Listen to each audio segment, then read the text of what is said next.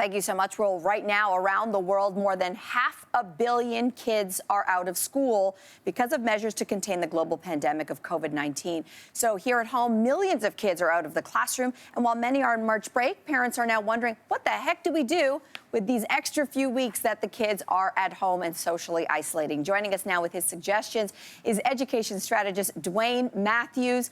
And full disclosure, Dwayne and I know each other, and so I'm just going to dive deep. I want to know what you're doing in your house with your beautiful children and all of those things. Dwayne, let's start with this first question, though. Coping strategies, not just for the kids, but like for us, the parents.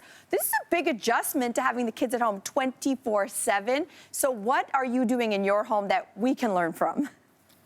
So, Melissa, thanks a lot. Good morning. The biggest thing that I did was I reached out. I knew there were millions of teachers that were off, so I went through LinkedIn and I reached out and I started to ask what were the best practices.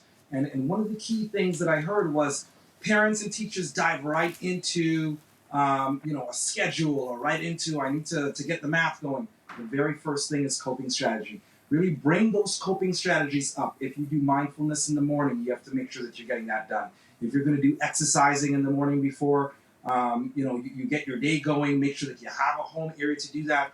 But really bring those coping strategies up. If you're a religious person, you really want to double down on your prayers, but you want to make sure that all those things are being done and they're top of mind. It really is sort of like the oxygen mask on a plane. You have to put the oxygen mask on yourself first before you help anyone else. Well, the very first thing that people do is that they really have to bring those coping strategies to the front of the fore. At my home, what we're doing is mindfulness in the morning and making sure that we have a little exercise period inside and making sure that we get some vitamin D outside. Love it. Okay, let's talk about a can-do mindset in this unprecedented time. What does that mean?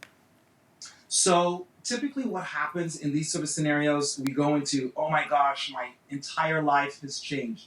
The actual building blocks that keep your life stable, going to school, stopping for the Starbucks, going to that, corner store, talking to the people at work at the water cooler, all those things are being pulled away. And you can really start to feel like, oh my gosh, the sky's falling.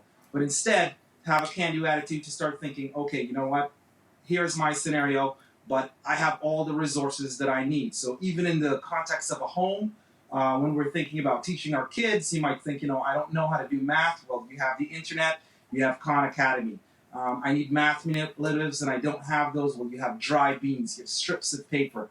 You look around your home, you realize that you can be very, very resourceful. There's lots of things that you can do to help you to get ready, and it'll allow your mind to open up and see these opportunities and say, you know what, I think I can do that. This is a little bit different, but we can make this work.